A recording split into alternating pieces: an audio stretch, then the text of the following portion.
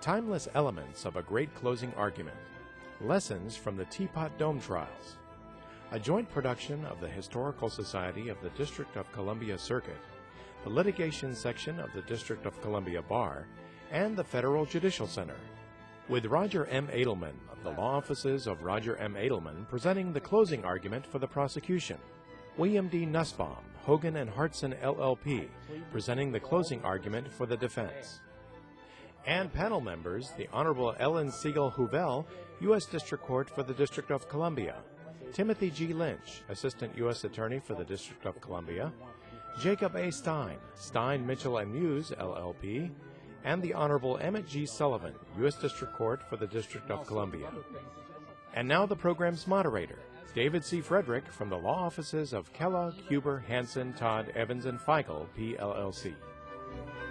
Let me begin by introducing our panel and our distinguished advocates who will be recreating the closing arguments for the prosecution and defense in one of the most important trials arising out of the Teapot Dome scandal.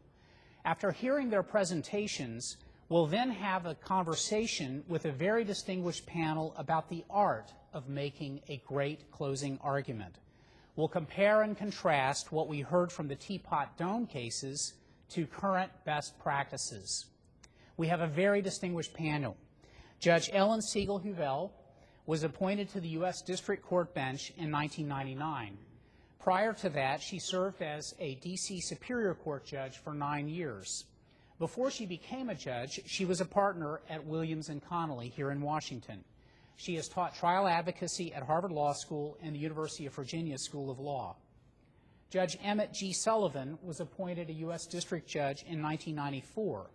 Prior to that appointment, he also was a D.C. Superior Court judge and served for 10 years in that role. Before he became a judge, he was in private practice at the firm Houston and Gardner, which has changed names numerous times because so many of its partners over the years have become judges. To his left is Timothy G. Lynch, who is an Assistant United States Attorney here in the District of Columbia, where he has served since 2002. He's a senior prosecutor in the Fraud and Public Corruption section. He's also an adjunct professor of law at Georgetown and a lecturer at the University of Virginia Law School.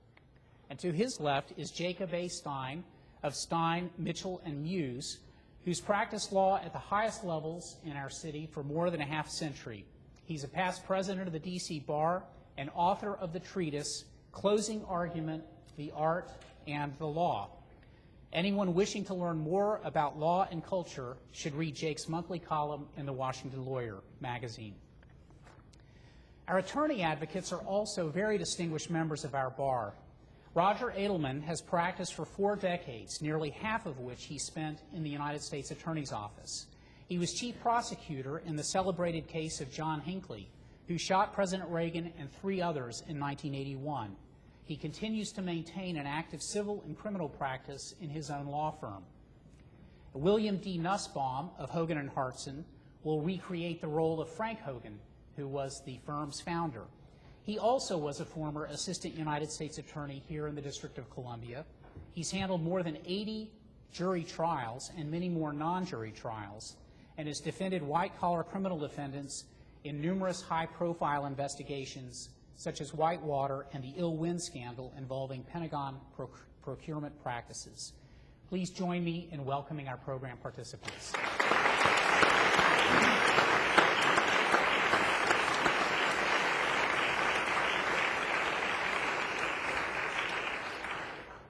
The Teapot Dome scandal was one of the nation's biggest scandals involving public lands.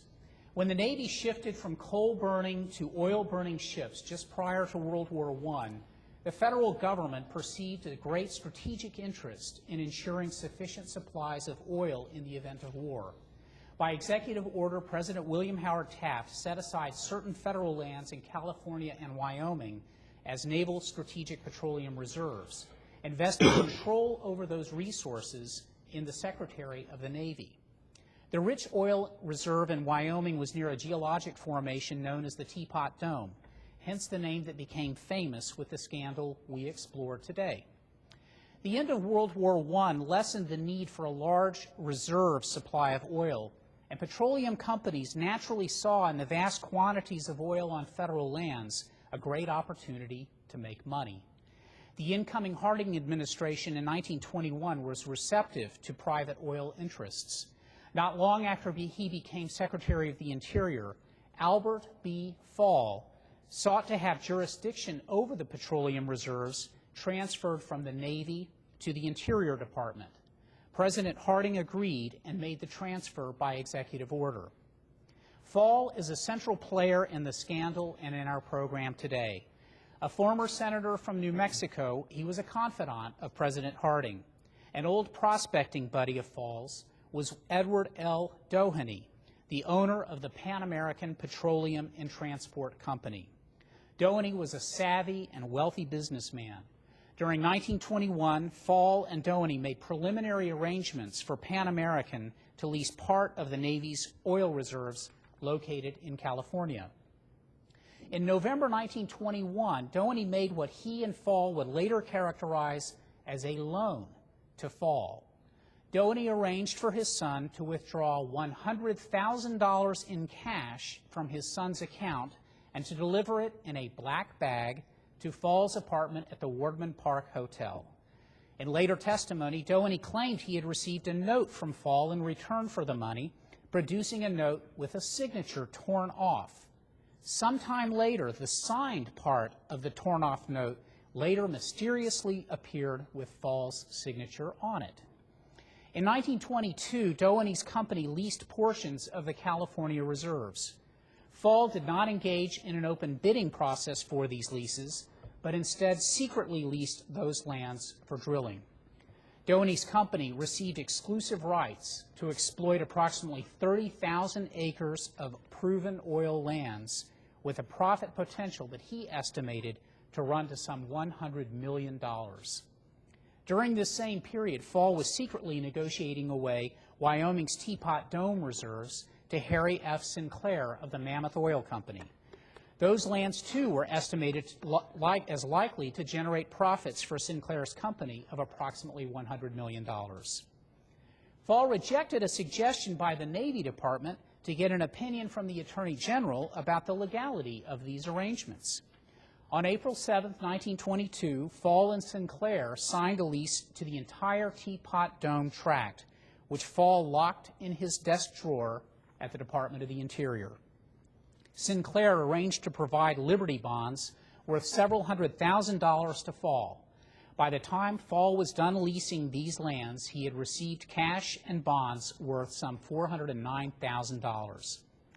Despite his efforts to keep the lease a secret, Fall evidently couldn't resist buying more land and making expensive improvements to his holdings in New Mexico. That, coupled with drilling activities in Wyoming, led oil men to complain to members of Congress about rumors of secret leases on those public lands. A Senate investigation ensued, in response to which President Harding publicly announced that these arrangements met with his full approval. But as news of Secretary Fall's mysterious improvement in personal fortunes continued to emerge, President Harding commented with great prescience, "I have no trouble with my enemies. I can take care of them. It is my friends that are giving me trouble." Harding died suddenly on August 22, 1922, leaving the presidency and a growing public corruption scandal in the hands of Calvin Coolidge. In the autumn of 1923, the Senate conducted an investigation hearing from dozens of witnesses. The investigation seemed to be petering out when, in January 1924, Doheny testified that he had loaned $100,000 to Secretary Fall.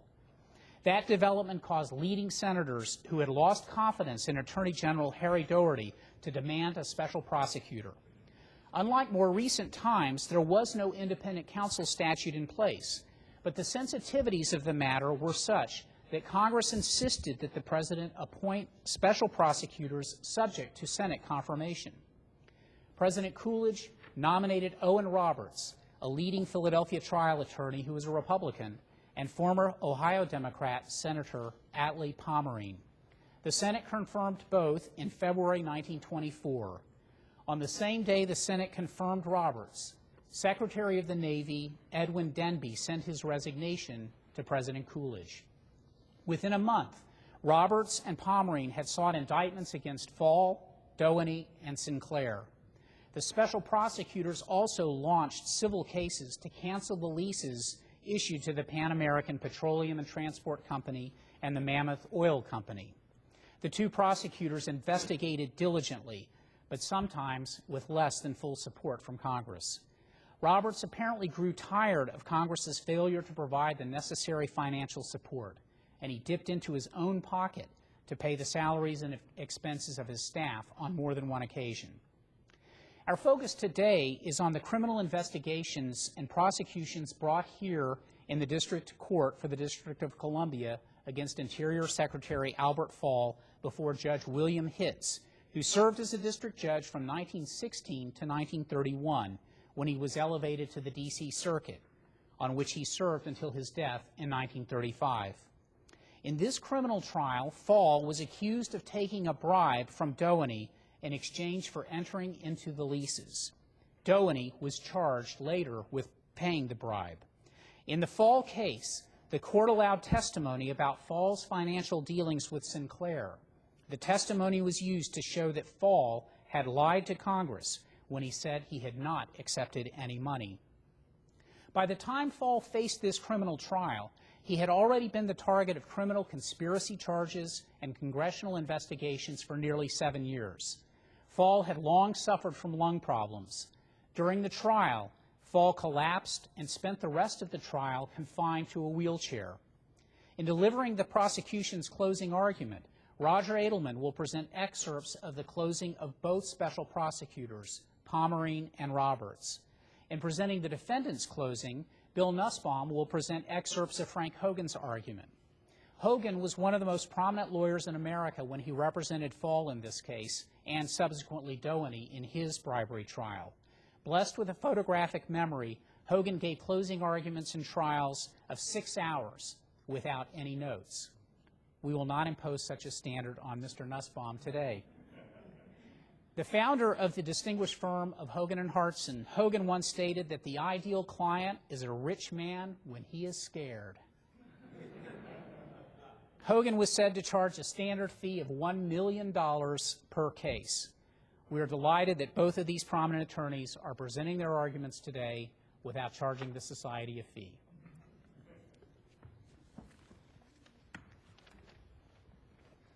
Before I get into character, I want to point out that because of our resources or lack thereof on transcript, I'm going to present argument both from that were heard by the juries in both Doheny's trial and the Fall trial. So please bear that in mind as we proceed.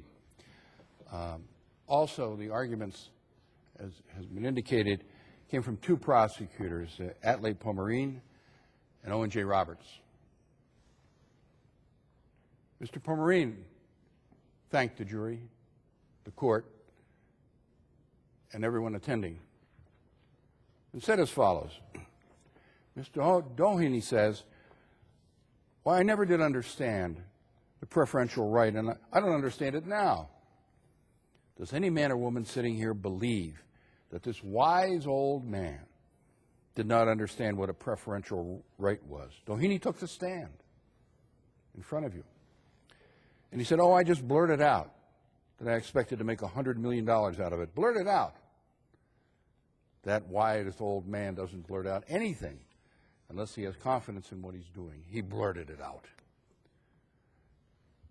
What do you think happened when Doheny, with one hand, makes Fall a loan of $100,000 and then receives property out of which he expects to make $100 million? Good profit deal for all. Ladies and gentlemen, before I pass on the discussion of preferential right, there's just another little item in the evidence that I want to refer you to. You remember that toward the close of the testimony, a coded telegram was presented, or to speak more accurately, a translation of that telegram. It was sent from New York to Mexico to Mr. Doheny. It was to advise him of the result. It didn't seem enough that the omnipresent Mr. Cotter could tell Doheny that bit B was accepted and incorporated into the contract. But he says, quote, contract signed including preferential provision. Would that not indicate to you, ladies and gentlemen, that the important thing in that contract was the preferential right? Otherwise, why was it separated from the West? And he wanted to give Mr. Doheny assurance that the oil king of the West, as I call him, had the reserve that he wanted so badly. His appetite for oil seems to grow by the oil from which it feeds. More than that, my very learned friend, Mr. Hogan, introduced a letter written by President Harding, who was not a lawyer. Mr. Fall, in his letter to Mr. Harding, in a document that the court has identified as 210, says to him, and I'm quoting, "The legality of our method of procedure was casually discussed in the cabinet." Casually discussed. When dealing with a proposition out of which Mr. Doheny wanted to make $100 million, to casually discuss it without securing a formal opinion of the Attorney General of the United States, how would you like your property to be handled like that? And more than that, the matter became so serious in the spring of 1922 that Mr. Bain wrote a letter, evidently disturbed about the course of things, and I'm going to take your time to read it because it's significant, indicating the course of the conduct between Fall and Doheny all throughout the transaction. I read the letter. This is written from San Francisco. And the letter discusses, and I'll summarize here, the negotiations between Standard and General Petroleum regarding the disposition of this oil. And at one point, the letter, which is evidence before you, says, Mr. Sutro and Mr. Wiley have been doubtful as to the right of the department to make the exchange contract. They seem to have become positive that no such right exists, and Mr. Story is even interpreting the law so far as to question the right of Standard to deliver the oil to Pan American on our order. In other words, the deal couldn't go through. Of course, the letter says, this is not a matter which primarily concerns the department, since we have been all entirely clear in our minds as to the right of the government to make the exchange, and have in fact gone ahead and contracted for the exchange with Pan American Oil Company. And the latter is entirely responsible and will operate as a responsible concern. That, I think, should end the matter. There's another phase of this letter, though, that I wish to point out to you. None of us want Mr. Doheny to get into trouble. I searched the record in vain to find a single expression to the effect that none of us want the government of the United States to get in trouble. Who's thinking about who here? The letter continues still further. I've been told that there was a definite proposal to have one of the smaller companies go into court and fight this contract with a view toward getting a decision to the right of the department to make it happen, to get such a bargain. That was not carried through. Mr. Story tells me that he objected as he felt that it would embarrass the department. Embarrass the department to know what the law is? Think of it as you deliberate. He also said it would give support to troublemakers in Congress. Things haven't changed. Of course, Congress has no right to know anything. This is just between ourselves. On the side, $100,000. On the other side, $100 million. And he professes to be anxious and willing to do anything he can to help the department. Now, out of all of this has come this suggestion repeatedly, not once, but repeatedly, says the letter, that the opinion of the Attorney General be obtained as to the legality of the contract. I realize that the objections to obtaining such an opinion, but I thought it proper to let you know the difficulties that are being raised here, so you might reconsider the matter and decide as to whether you might not properly ask the Attorney General to put in writing what I've understood he has expressed informally, and that being a favorable opinion. I'm not certain Mr. Doheny cares. My, what a commentary by the oil king. Doesn't care whether he has an opinion from the Attorney General or not. More concerned about Mr. Doheny than there is about the United States of America. I was very much interested on Saturday when we sat in this court, when my very good and able friend, Mr. Hogan, read from document number 210 and read from the letter from President Harding approving what Fall had done. Yesterday was the Lord's Day, and I wanted to be entirely accurate about this, so I took the transcript of that testimony, the copy of Harding's letter, and I found nothing and see nothing in Harding's letter about the approval of the $100,000 transaction. It's an insult to the memory of President Harding. He was my friend, I was his friend, and I can't believe that he would approve of any transaction of any cabinet official if he'd known that money was passing hands. Then you have this situation. Doheny, who offered bids, was the only one that the authorities have accepted. It was going to offer to build storage for 1,500,000 barrels of oil and give fuel oil without profit, as Robertson says, and as Doheny says, without making much profit. And then this pure patriot, after he got it, boasted that out of that he was going to make $100 million. Patriot. Patriotism. Dr. Samuel Johnson said in his dictionary that patriotism is the last refuge of a scoundrel. Think about it. You will shortly be given this case for your decision and deliberation. I know and you know that you have an even higher duty than I have. You have the highest power in the world. You have the power of kings and queens. You have the power to bind and to loose. And if you're willing to take the responsibility, no man can gainsay it. If you turn this man loose tomorrow, nothing but your consciences and your oaths. That is what you have to live with, your own conscience and your own oaths in this case. If you decide to sweep out the window the dreadful red stain, in this case, of money, leases, faithlessness to a trust, if you decide to sweep all of that out the window, no human power can stop you. But before you do, you must square it with your consciences. And I say to you, no community can long exist where corruption in public life is condoned. And if this was not corrupt, say so. But if in your heart of hearts you think it was corrupt, then fearlessly, conscientiously, and with your face to your Maker, say so without fear or favor.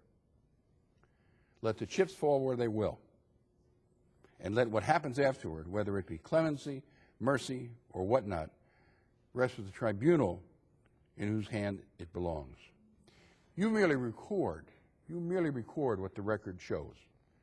There your responsibility and mine ends. I know you'll do your duty conscientiously. The United States government has no right to ask more. Thank you.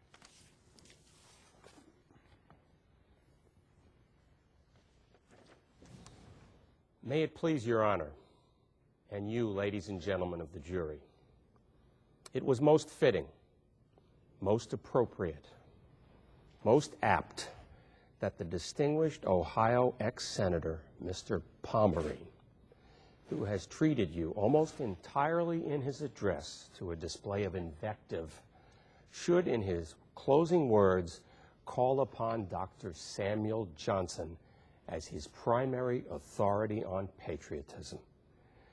Dr. Samuel Johnson said more than Mr. Pomerene told you. Dr. Samuel Johnson did say, as Mr. Pomerene now says, that patriotism is the last refuge of scoundrels. And Dr. Samuel Johnson, the same man that this prosecution considers its authority, said that the American Revolutionary Army was made up of convicts and traitors, that George Washington ought to be hung at the Yard Army, and of the American army that was seeking your liberty and your father's liberty and mine, he said, and I quote Dr. Samuel Johnson, that army, under the leadership of that man, Washington, consists of the scum and dregs of Europe who have crossed the ocean to show their gratitude to our statesmen. That is Dr. Samuel Johnson, who said that which Mr. Pomerene says he said, that patriotism is the last refuge of scoundrels. It is the most appropriate thing. It is the most proper and the most apt thing, a proof that God moves in mysterious ways his wonders to perform when he allows a man who is endeavoring to get prestige for this prosecution on the shattered and broken body and life of Albert Fall to use Dr. Samuel Johnson, who insulted every one of your forebears, as his great authority. You will remember that in all the 2 hours or more that Mr. Pomerene stood before you, he had not one kind word. He had not one fair word. He had not one favorable word to say about any human being that passed across the stage upon which played this tragedy of American life, except the president of the Pacific Oil Company and the vice president and manager of the Standard Oil Company, the two companies that were draining the government's reserves from under those lands. The oratorical garden of Ohio's eloquence could afford no bouquets except for those two witnesses. The two men, appropriately enough, whose companies were, while the prior administration sat supinely by, continuing to suck the oil from under those reserves. You know what they did to it, and Edwin Denby knew that. He found out, and he asked for bids to try and get for the Navy and your country and mine some of the oil before Standard Oil Company and Pacific Oil Company could get it all. Secretary Fall wrote a letter that Mr. Pomerene only read a part of, and then said he did not understand why it was written. On July 8th, 1921, Secretary Fall wrote to the President and explained that he had had difficulty with naval officers in making this very excellent settlement of the United Midway Oil Company's claim, but that he had nonetheless been able, with the assistance of Mr. Doheny, to make the settlement with the United Midway Company. Knowing that Mr. Doheny would be pleased, as any of us would have been pleased by a complimentary statement about him to the President, Mr. Fall wrote Mr. Doheny a friendly letter in which he quoted what he had said to President Harding. In that letter, referring to the difficulties and trouble he had had with some naval officers, and he said, "From now on, I will not deal with naval officers, but I will deal directly with the President and the Secretary of the Navy." That, says Mr. Pomerene, is an exultant cry. Albert Fall would not talk with anybody else. He would not deal with anybody else except the Secretary of the Navy, and with him only on questions of policy. Is that what Mr. Fall did? Why try to mislead you? I have got to assume, and I think the government ought to occasionally, even if accidentally, assume that you have been following this testimony, and that when you were drawn up as measuring to the jury requirements, you had the average intelligence of men and women of the community. What does Doheny say? What interest did Doheny have in that dispute, if there was a dispute, or in what Fall would do? His interest is shown in his reply to Mr. Fall's letter, and let me read to you the only thing of interest to him in July. This is the letter of July 16, 1921, to his friend.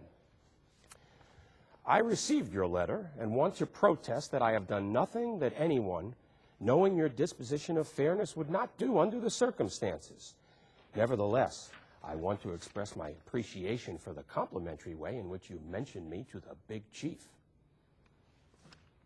That is all from this man, from the Doheny you have heard so castigated here. What else does he say? I am glad Mrs. Fall is to meet us at Albuquerque. When do you start? We will take good care of Mrs. Fall and the grandchild. Do not work too hard this summer. Save yourself for some other day. Best regards. Be good. God bless you. Adios. Your friend, Edward L. Doheny. Adios. Adios. God go with you. That is what the Mexicans say when they leave. God go with you until we meet again. Your friend, Edward L. Doheny. Ladies and gentlemen, I will ask you whether this is not a living argument that the man whose heart sends forth that benediction is not a man who would corrupt his lifelong friend and throw him from the high pedestal he occupied. Do I have to argue to you on this, that that sort of man that Senator Pomerene tries so strenuously to poison you against is a traitor? Do you think that the man who has the interest that Doheny has earned, who started in the pioneer days of the West, and who has reached the eminence of what Senator Pomerene calls a wise old man, is the sort of man who would ruin the friend to whom he says, in the last words of his letter, God go with you? Why, it is like asking you to believe the unbelievable. It is like asking you to wreck and ruin men who stand upon the threshold of the hereafter. It is like asking you to go out and steel your hearts and minds against what you know to be the fact. Instead of sending him back to his family, instead of sending the slump form in yonder chair back to his home and family, sending him to the penitentiary. Now let us turn to something that no word of the prosecution has been spoken about. There are three things which stand out in the opening address of the prosecution in this case. First, that the chief prosecutor forgot the indictment. Second, that he forgot the evidence. And third, that he did not know who the defendant was, because he has argued everything except the case which you have been sworn to try. And he has given you the evidence in such a way that if you had omnipotent minds, you could not follow it. He has denounced and decried Bain, Robinson, Denby, Ambrose, Gregory, and Doheny. Although when I look at the indictment, I find that the only defendant is Fall. Every one of these people, all of these people who passed upon the stand before you, are a set of crooks. Except who? What about the politicians who gave birth to this prosecution and the counsel whom they selected to make it successful? In April 1922, the Senate asked for full information regarding all of these oil matters. In June 1922, the Senate got it. The contracts which you have thus far been considering with me were sent to the Senate. All the leases that had been made were sent to the Senate. The preferential right was sent to the Senate. But before that had been done, and throughout this thing, a man had been consulted in every step. I roll back the granite stone that stands in front of the tomb at Marion, Ohio, where sleeps his last eternal sleep an American statesman, Warren G. Harding. I summon him thence to come in the ghostly magnificence of his splendid form to testify to you. Let me read to you from his letter to the Senate. I am sure I am correct in construing the impelling purpose of the Secretary of the Interior in making to me this report. It is not to be construed as a defense of either specific acts or the general policies followed in dealing with the problems incident to the handling of the naval reserves, but is designed to afford that explanation to which the Senate is entitled, and which will prove helpful to the country generally in appraising the administration of these matters of great public concern. I think it is only fair to say in this connection that the policy which has been adopted by the Secretary of the Navy and the Secretary of the Interior in dealing with these matters was submitted to me prior to the adoption thereof, and the policy decided upon and the subsequent acts have at all times had my entire approval. The White House, June 7, 1922, signed Warren G. Harding. Not one peep came from the grave and dignified senators on Capitol Hill, although they had all the data and every paper that you now know of sent to them. Not one peep until a presidential campaign was about to be held. I must close. Men do not live, ladies and gentlemen, in the great white light of publicity for 70 years with an unblemished reputation for honor without deserving it. From the far West, this man's fellow citizens and neighbors have come to you and attested that among all who knew him, the best known of their citizenry, he has been and is considered a man of honor.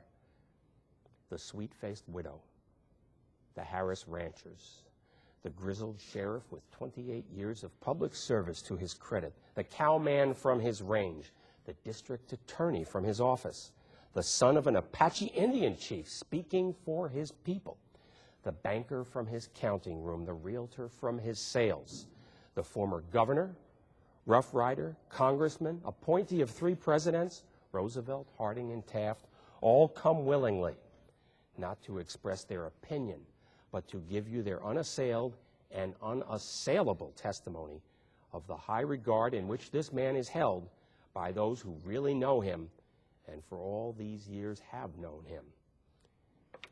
It has been well said that a good name is rather to be chosen than great riches, loving favor rather than silver and gold. The respect and esteem of his fellow men is among the finest rewards of a life well spent, vouchsafed to a man in this existence. The hope of them is the inspiration of his youth. The possession of them is the solace of his later years. When a man of affairs who has lived in the broad daylight of publicity has gained among those who know him a reputation for honor and integrity and an unsullied and unblemished character, then he has a possession more valuable than lands or houses or silver or gold. Taxation may confiscate his land. Fire may burn his houses. Thieves may steal his money. But his good name, his fair reputation, ought to go with him to the end, in public and in private, in court and in council, a ready shield against the attacks of his enemies and a powerful aid to aid him in the strife of life. Under a settled rule of law, every man is presumed to be innocent of wrong until proved guilty. But when a man in his own state, over a half-century of life, has earned a reputation which is attested to by the witnesses before you, there is a stronger presumption raised of his innocence, a presumption acted upon in all walks of life and by all peoples, a presumption that such a man would not be guilty of such a crime. You of the jury are the sole and exclusive judges of the facts, and all of the facts in this case. Yours alone is the duty, the right and the power to say whether this defendant is guilty or not guilty. Neither counsel nor court has the right to trespass upon nor usurp that power. It is yours solely and exclusively, and nowhere, at no time, can you be questioned for its independent exercise. With the power comes a great responsibility. And now, I shift from my shoulders the responsibility which has been mine, and I place it well upon yours. And I plead with you. I plead with you with all the earnestness at my command, that before darkness closes in on this good day, you will send Albert B. Fall back to the sunshine and the lung-healing climate of his beloved New Mexico with your verdict of not guilty. Not guilty.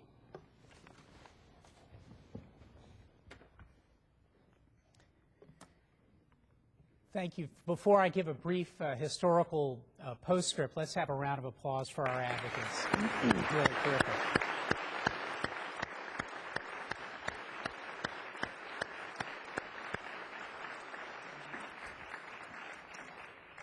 Despite Mr. Hogan's brilliant closing, Fall was convicted, and Judge Hitt sentenced him to 1 year in prison and a fine of $100,000.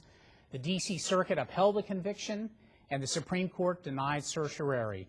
Fall became the first sitting member of the cabinet to be convicted of a felony and imprisoned.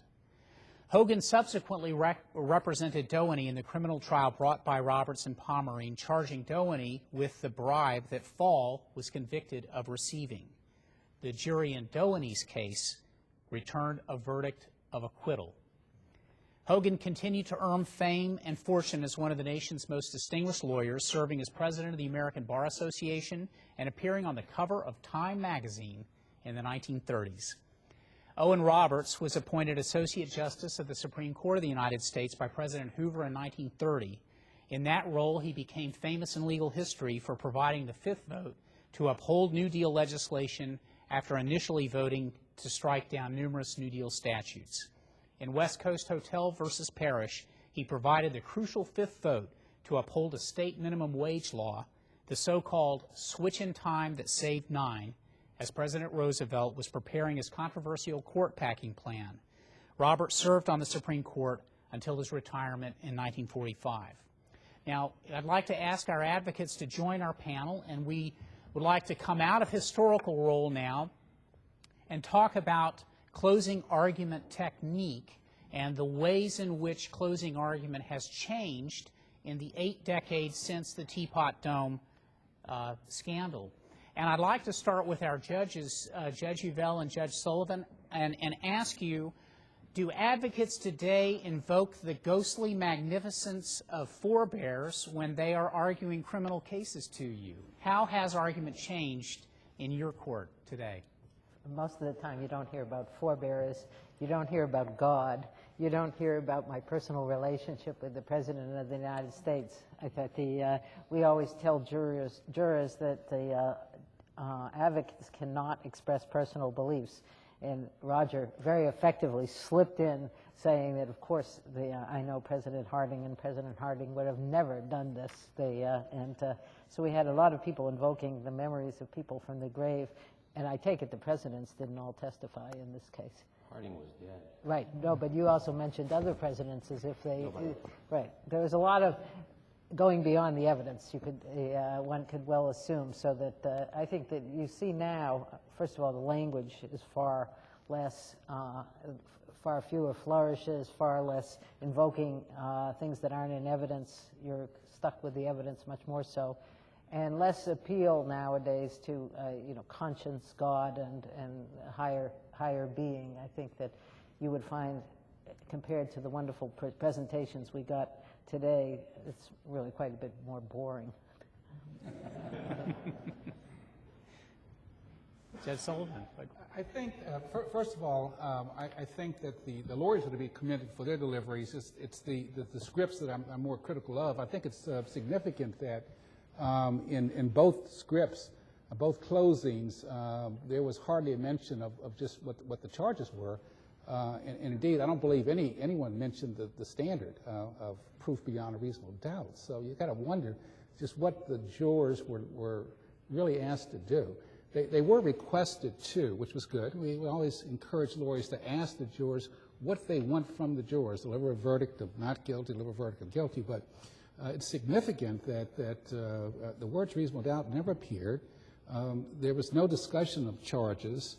I think it was good, and it's still done significantly today, that both sides reminded the jurors of their power, and indeed the fact that I think the government's attorney drew an analogy between the jurors and queens and kings, and indeed they are powerful, and we as judges tell the jurors that they are judges, they're judges of the facts. So I think it was significant that both sides reminded the jurors of indeed their immense power. And that the government reminded the jury panel that sentencing is not within their province, something that we stress to jurors. They aren't to consider penalty when they can go back to the jury room and consider guilt or innocence.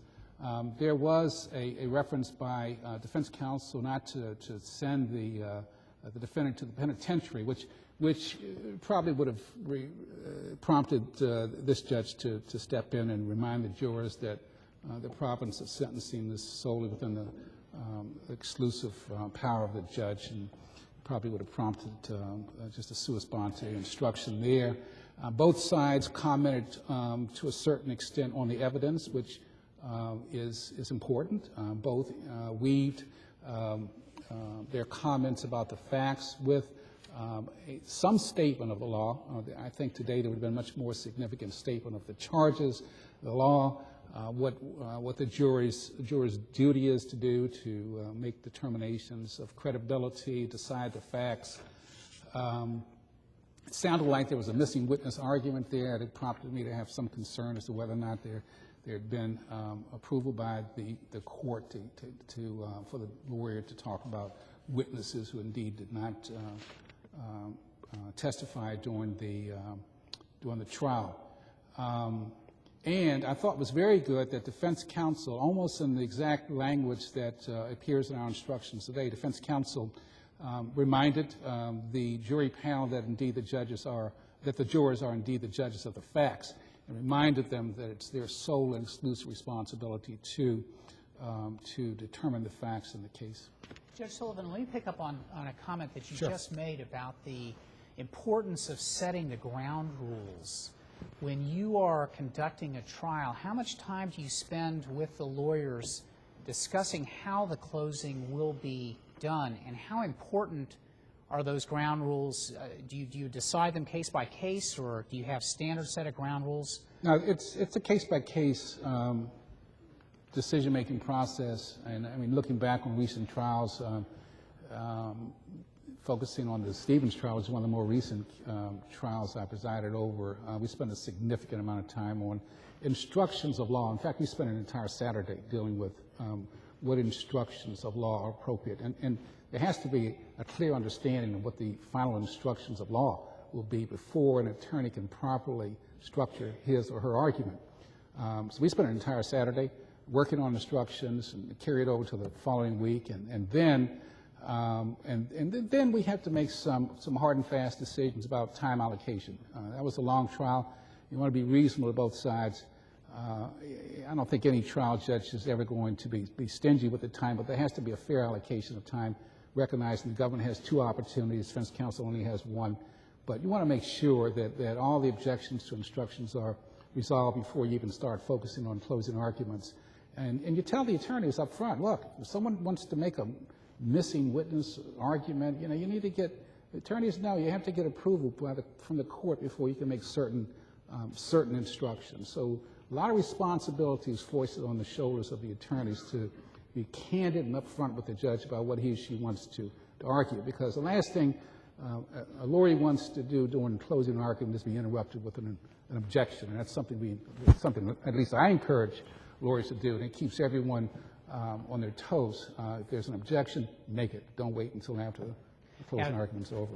Timothy Lynch, you've prosecuted corruption cases and been with the Public Integrity Unit. I've been told that many prosecutors think even before the trial starts, they've got their closing mapped out in their head.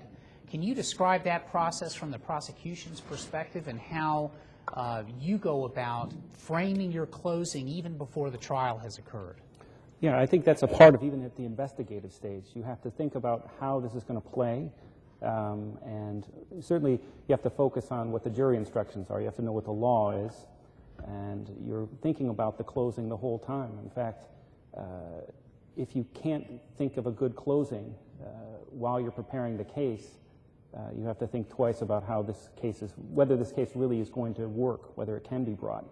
But in terms of the process, I think you're always thinking about what, there are going to be leaders and followers on the jury, and you're thinking about the best way to give the most help to the leaders in terms of understanding the law. In a white-collar case now, the jury instructions often will last for 3-4 hours, if not longer, and that's why Judge Sullivan spent that Saturday here on that issue. And so the jury is really going to need some help in understanding not every single jury instruction, but in terms of the most important ones. For example, if you're trying to proceed on Pinkerton liability, you're going to have to help the jury understand that. So that's got to be a part of it. It also, you have to have some passion. The jury wants to know that you believe in your client. My client is the United States. If you're a defense counsel, you have to show that you care about your client. And finally, I think, and this is one of the big differences, you have to keep the jury entertained. We now have jurors who are used to many different forms of stimulus, many different media. I think if this were being tried now, the letters from San Francisco, for example, would have been blown up and mounted, or even better, put on the computer screens. And we have very good computer technology in this courtroom, and John Kramer always helps the trial lawyers get their electronic evidence in. But those are some of the things you'd be thinking about to make sure that they're entertained, not in a bad way, but they're just opportunities. We learn more when we see it. So that's what I would be thinking about. Now, Jake Stein, in addition to being a longtime trial lawyer and author of a treatise on closing arguments, I want to ask you how have you seen the art form change, and how have you changed as you have practiced over the many decades in which you've been doing trials? In my experience, juries are made up of two types, poets and accountants.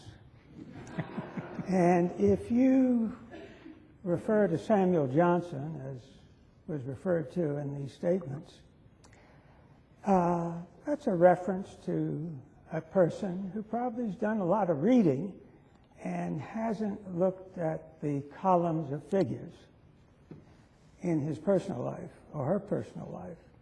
So if you say things about the Bible and refer to things of that kind, poetry, things like that, it will appeal to a certain number of juries still. But those jurors do not have staying power. The accountants have staying power. And when everybody is exhausted in the jury room, if there is an accountant who is the foreperson of the jury, he or she will then put everything up to a vote, and the accountants will win. And you will think you made the greatest closing argument that was ever made, and you will not be able to understand why you lost the case. That has been my experience in dealing with juries. Another thing that is interesting about closing arguments, I know of lawyers who, while making the closing argument, for the first time thought of a metaphor that transfixed the entire case. And metaphors are very valuable in closing arguments. And if you can get the right metaphor, it's almost enough to win the case. I'm going to give you, if I might, a personal experience. I was in a case where my client was alleged to have shredded documents. And at that time, the word shredding was a terrible, terrible word. It still is. If the prosecutor says the documents were shredded, you're doing the right thing. And I was wondering how to deal with that. And when I was on my feet, something came to me, something that's never happened before. I'd been watching the prosecutor, you, tearing up papers and putting them in the trash basket. And so I was lucky enough to say to the jury, there's shredding and there's shredding. You've seen shredding right before your eyes. And I took a handful of torn up paper from the prosecutor's waste paper basket and put it in front of him. And I said, let's not talk about shredding anymore. And that was the end of the shredding. That came to me as I was standing on my feet. I don't have much more to say about it. It takes courage to make a closing argument. And it takes a lot of loss of sleep. And when you get through, you don't know whether it's good or bad. And the jury will tell you. Well, unlike appellate lawyers who don't get their report cards for many months, at least the trial bar gets your report card pretty soon, and you know whether you've gotten the accountants persuaded. Roger and Bill, let me bring you into this conversation because you've done many, many trials. Do you agree with Jake that there are poets and accountants, and those are the only two typologies? And if so, how do you go after the accountants to make sure you win your trials? That's a new one to me, and I love it, of course, and I love Jake. Points I want to make are more fundamental. One thing we were handicapped here is we didn't have a complete record, and we actually argued two different cases to you. And that's one reason why we didn't talk about the law. We didn't have the time. This case was tried in the era of oratory. The era of oratory and trials, in my judgment, ended about 1970 or 1980. The great transition figure between those two eras, the era of oratory and the era of technical trial law, is Edward Bennett Williams. He was the last great orator and the first great technical lawyer, and he trained a whole firm of technical lawyers. Now, what do I mean by technical lawyers? If this case were tried today, you notice Bill and I both read from letters that would be put up, projected on a screen. There'd be underlinings and so forth, as has been mentioned here. The arguments themselves would be outlined. There'd be much more graphic presentations. Oral advocates today in many complex cases are not the kind of advocates that I mentioned existed in the 20s, 30s, and 40s. They now are narrators. They put something up on the screen and they say, oh, by the way, this. Oh, by the way, that. Okay? So they're really narrators. The whole process has changed in complex cases. It's pretty much the same in simple cases, but in complex cases, there's so much to present to the jury that it has to be done graphically. As far as this case is concerned, Frank Hogan was peerless, from what I can hear, in his ability to portray things verbally and to, as Mr. Vic Caputo used to say in the U.S. Attorney's Office, stir to the emotions. And that's part of your job. Prosecutors, there were two prosecutors I was pretending to be, and Mr. Roberts concluded at the end with an elegant statement befitting who he was. And you've got to stay within your personality, whether it's loud, soft, dignified, or not. And I think Pomerantz seemed to stay within his personality. Final point is this, in terms of advocacy in front of a jury. I am not of the school that the jury votes on who's the best advocate, because you know, the lawyers, Bill and I made some great arguments, and one of us lost and one of us won. It's not really about that. What I think the jury looks to then, in the era of advocacy, and now even in the era of technician, is what does this guy standing up here, this gal standing up here, really believe? I leave you with this story. I'm from Philadelphia and spoke to Jake about this gentleman. We had a great trial lawyer 100 years ago in Philadelphia named Chippy Patterson. Chippy Patterson was the son of the wealthiest man in Pennsylvania. Chippy Patterson devoted his life to representing poor people in court. Chippy Patterson, to my knowledge, had only one of 433 death penalty cases ever go to execution. The reason he was successful is because he dressed magnificently.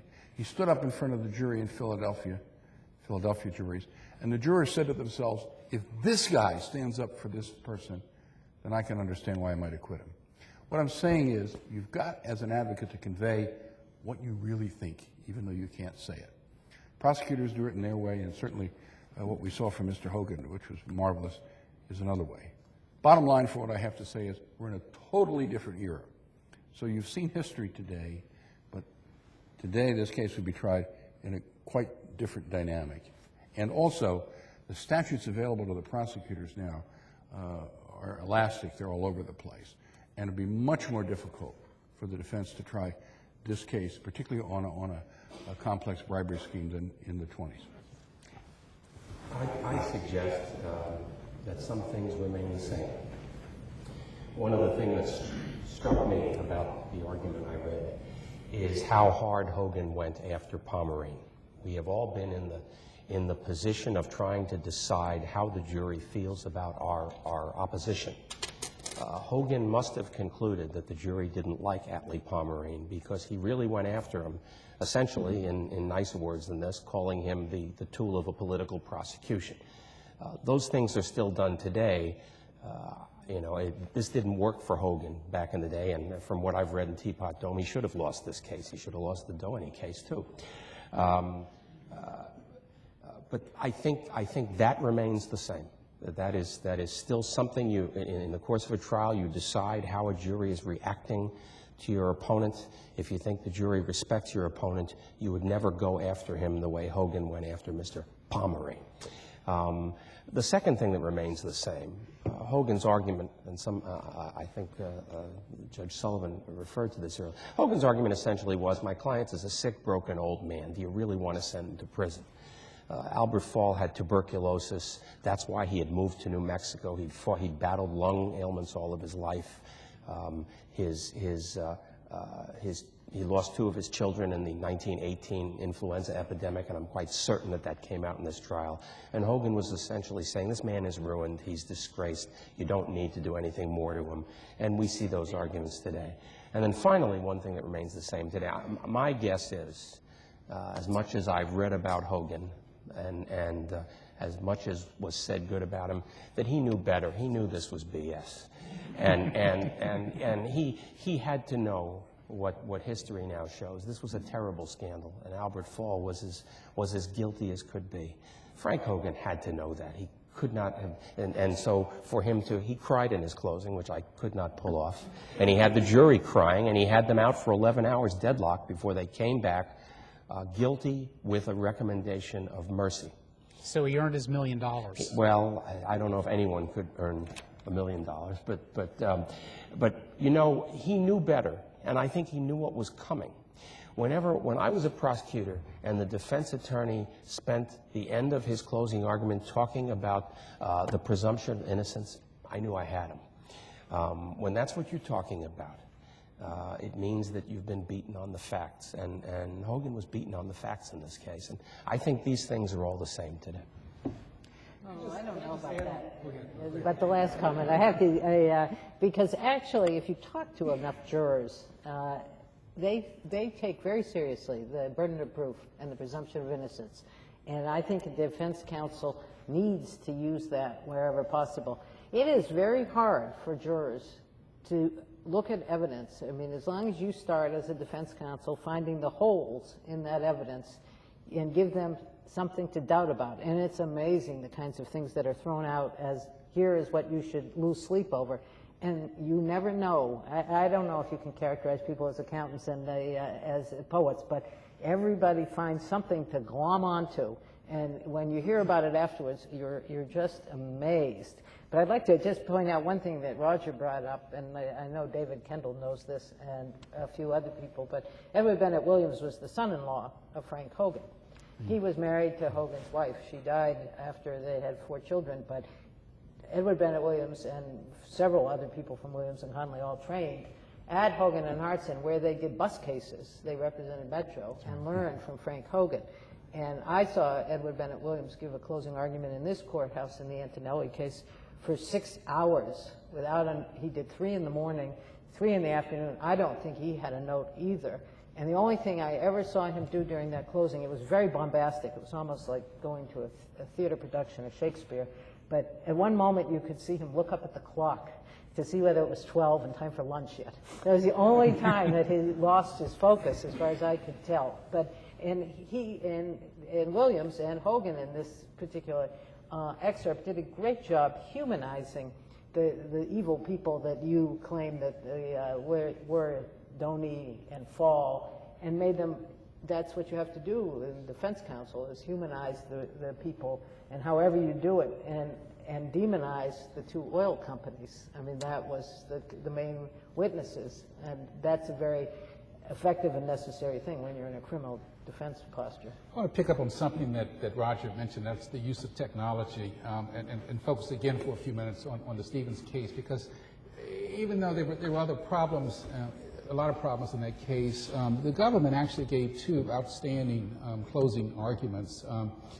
The opening closing argument was given by Joe Patini, and I thought that the government, I thought that, I didn't know where it was going at first, because it was a PowerPoint presentation. He's at the podium away from the jurors, but he did an excellent job of focusing on the detail. He had a technological assistant helping him do slides.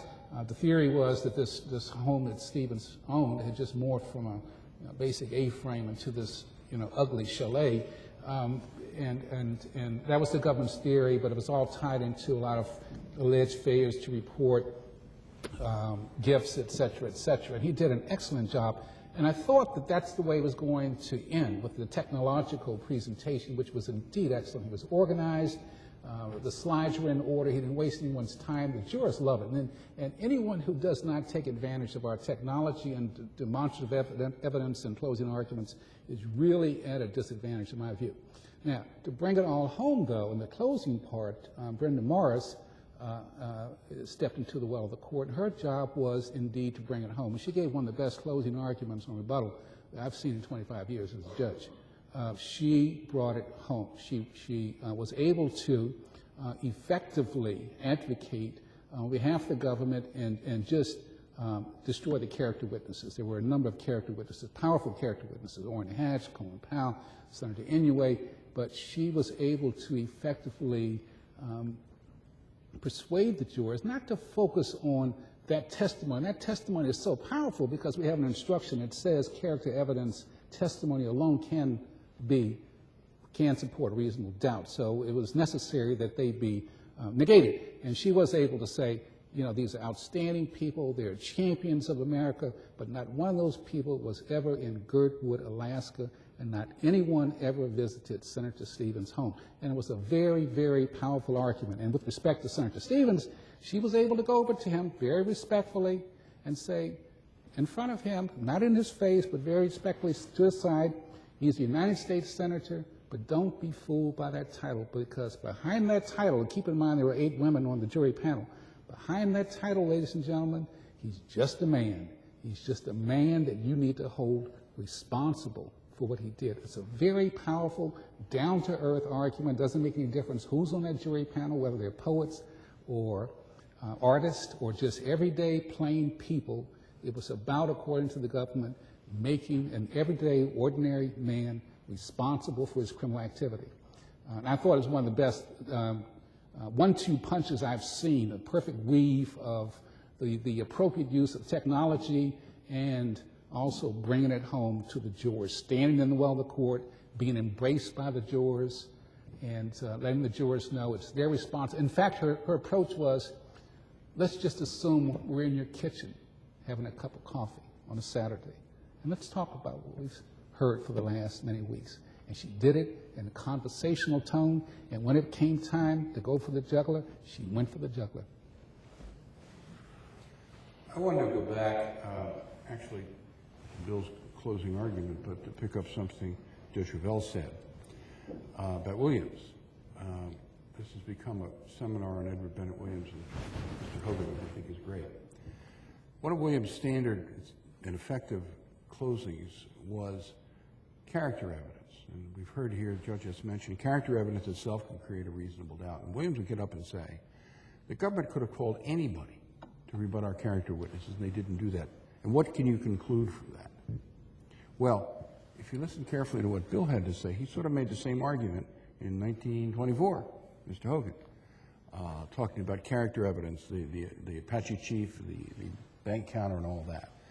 Now, that's not trivial, that's not oratory, that's really bread and butter, because what you're saying in both instances from both of these guys is ordinary people support, and nobody knocks this person down, and you've got to find him not guilty. And as the judge said, that's what the law is. And I just wonder whether Mr. Williams learned that particular point of trial law and advocacy from Hogan while he was there. Tim Lynch, I want to ask you, because I was struck by the attack on the prosecution by Mr. Hogan and Bill's comment that that is a frequent technique used today. As a prosecutor, how do you comport yourself to try to inoculate yourself against that kind of attack? And when attacked, what do you try to do to counterattack or to present yourself in a way that the jury will not find that attack powerful? Well, I think you have to have conducted yourself throughout the trial before the jury in a way that the jury just doesn't believe it to be true. So it just doesn't ring true, and it actually makes the opposing counsel look bad for saying it. By showing fairness to witnesses, by showing respect to court personnel, by not taking by turning the other cheek a little bit. And I think that's probably the best way. I think when we have a different role, and if you sink into the muck, you're going to make the prosecutor look worse for it. And so unfortunately, I think we have to take it a little bit, and we hope that just through our own integrity and the way we've conducted ourselves, the jury will get it, and that they will actually think ill for the argument being made. A couple of things I wanted to say that were different about that trial than what goes on now. Apparently, they conducted trials on Saturdays back then, which I don't know if the judges would be in favor of Saturday trials these days. I suspect not. No, we wouldn't. No. But one thing that was very similar, I remember in the Scooter Libby trial, the same argument was made, let him go out the door to his family. And that was the same argument that apparently is made in the 20s and 30s as well. So there are some timeless tropes of closing arguments. Now, Jake Stein is the author of the leading treatise on closing arguments. What are the worst arguments that you have seen or encountered in your reading of the law, and what should these folks know not to do? Reframe that question a little bit. What are the common mistakes that you see lawyers making in closing arguments, and what advice would you give to the young lawyers here in the audience about things to avoid doing? Well, let me go back a bit. First, you've got to get a client. There are no closing arguments without clients. And then your client needs to get in trouble. And then he has to have money. Yeah. Right? Well, not especially money, but you need a client. Then there's always a way to back out of a case. You can settle a case, a civil case, or you can negotiate a guilty plea. And there are always things in cases that frighten you. And if a couple of things happen in a row, you may get frightened away from taking the case to the jury. And when the case is going on, there's always something that happens that is crucial. And if it goes against you, it may weaken your resolve. Trying cases is a very, very demanding thing to do. In any case I've been in, there are ethical issues that arise. And they arise very quickly. And you really don't know what to do about it. So you've got to consult someone else who's not involved, who can see it at a distance. But mainly, you've got to get a client. I want to go to one more thing. With the argument about character evidence, it was mentioned here that the court will give an instruction that character evidence standing alone may make the difference, may create reasonable doubt. And I saw that argument made very nicely. The man making the argument said, you may see that the evidence now is in equipoise, maybe like my arms are, or you may see it tilting just a little against me. Well, now I'm going to put in this tray here, the 5 character witnesses, and you heard the judge's instruction, and now it weighs entirely in the defendant's favor. It was a nice visual presentation. That instruction is a very powerful thing to argue. Now, and one final thing. Character testimony gives you an argument where you can say that a person's character is built up minute by minute, day by day. It's not something that happens suddenly. And the argument in this case is that he suddenly did something out of character. And if his bank account of character, which he's put in over his life, well, this is the time he's drawing against that account, and you should acquit him. Would you mention a bank account in this case? Not in the cases that were here. Cold hard cash in a black bag. Yeah. Going to the Did Warman you have Park a response Hotel. to that in the closing? I don't know. I have one. Let me tell you, the character evidence, everybody agrees, is very devastating First of all, character witnesses are the only circumstance where the defense, in this case, can pick their own witnesses. Usually you're stuck with your witnesses. And when I tried cases as a prosecutor, everybody would say, well, you're stuck with these people, and you were. But character witnesses can be selected. The government, though, can deal with that in several ways. I don't want to spend too much time, but just say one notorious example. In 1951, a gentleman named Alger Hiss was prosecuted, I believe for perjury in New York, and he called character witnesses, and he called 2 Supreme Court justices, Frankfurter and I believe Jackson, to testify. I don't believe the prosecutor cross-examined them at all. What are you going to ask these fellows? But he argued as follows. You heard Justice Frankfurter testify, and you heard Justice Jackson testify as character witnesses. And they're wonderful men and sincere people. But ladies and gentlemen, they prove nothing here because they, this kind of person, are always the last to know. So that, and Mr. Hiss was convicted, and the prosecutor became a federal judge. So there's some lessons.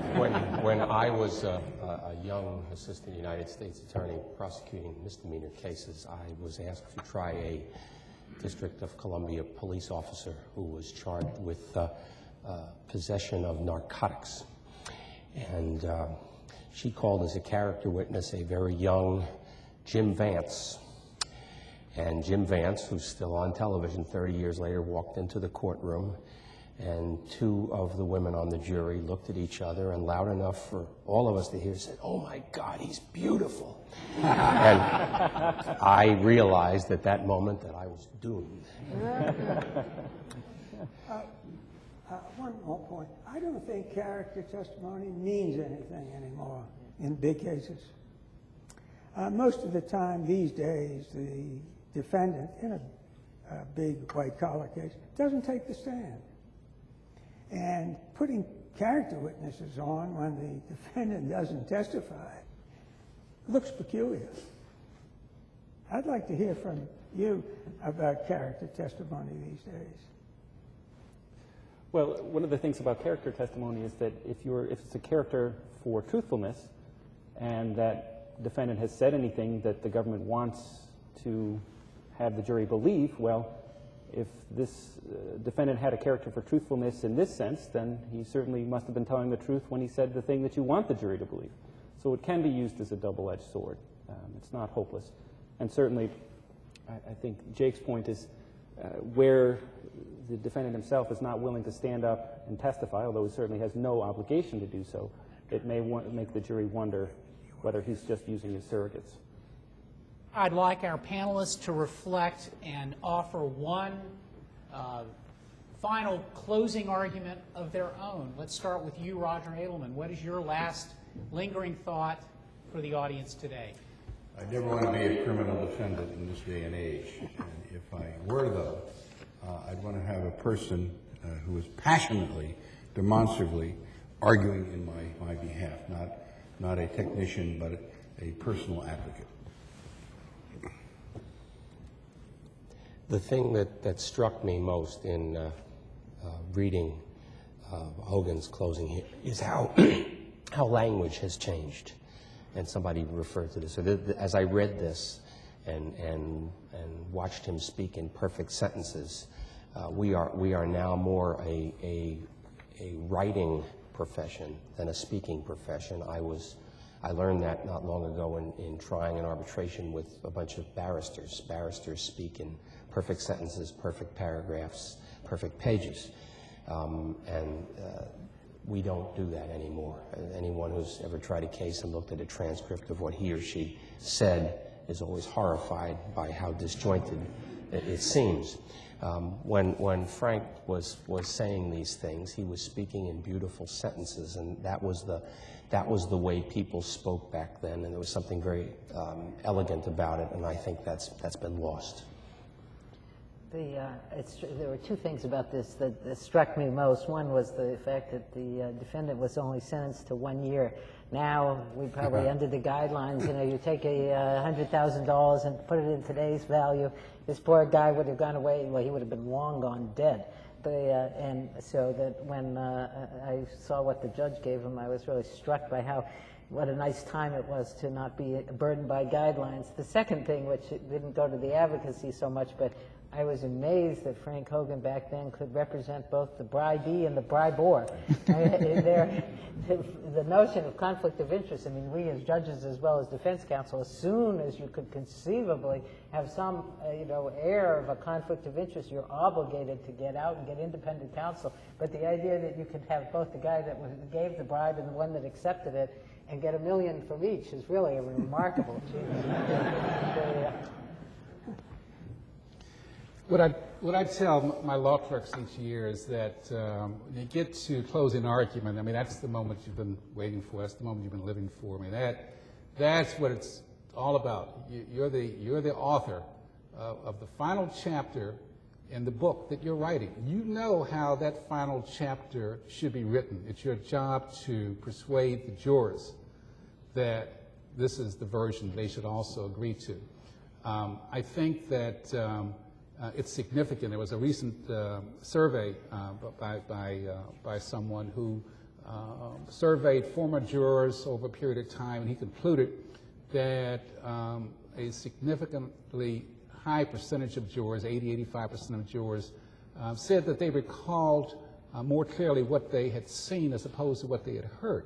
And I can't stress enough just how important it is to take advantage of all this technology we have in our courtrooms. Each courtroom in this house has something a little different. And the lawyer who comes into any courtroom not knowing just what technology is available really has done his client or her client a disservice. You need to know what we have. You need to know how to use what we have before you come into the courtroom. I've seen too many lawyers fumble around doing closing arguments because they want to turn on an Almo. They don't know how to turn it on. They start dropping papers. They start fumbling. The jurors start laughing at them, which is the last thing in the world you want, because then they start asking themselves questions maybe about why your client didn't testify and all sorts of other things that you don't want them to focus on. You really have to be prepared. We have outstanding experts in this court who will teach you how to use our technology. If we don't have the technology that you're used to using, ask for permission to bring it in. Ask for permission to allow your technical assistant to sit at counsel table. We'll allow that. It's about you to be creative and innovative. I mean, it's about winning a case. It's about allowing your client to walk out of the courtroom with you, the attorney, as opposed to walking out with the marshal sometimes. So take advantage of the technology, take advantage of the utilization of demonstrative evidence. It just amazes me. There hasn't been a trial that I've had in the last many, many years where I haven't said to someone, they could have made a lot of hay. They could have made a lot of points with just a simple chart. Something as simple as a chart, an easel during closing argument, when an attorney will say, Judge, do you mind if I just write out a few words that I want to emphasize to the jurors in closing argument? These words track the evidence, 7 or 8 words that maybe translate into what the attorney believes is reasonable doubt. And he or she will put them up on the easel and go through them and go through them. And the smart lawyer at the end will say, Judge, do you have any problems with this chart going back to the jury room? Everyone knows it's not evidence, but it coincides with the evidence. More often than not, the opposing counsel consents to it. That, my friends, is a very powerful tool, because now that lawyer is in the jury room. And it never ceases to amaze me that at the end of the trial, when we go back and talk to jurors, we see what on the wall, that chart sitting up there on the wall, where the jurors have gone back, gone through point by point by point by point, and it's crafty and it's smart, and there's nothing wrong with it. It's outthinking your opponent. So take advantage of charts and other aids to assist you in getting the jurors to believe in your version of the case. Once all your witnesses have shown up, you don't have to worry about whether they're going to make it there, and you have the opportunity to deliver your closing argument, and if you're the government, your rebuttal. It really is one of the most fun things you can do, at least in the law, if not in life. It's very exciting. It's thrilling. It's nerve-wracking, but it is worth it, and it is terrific fun.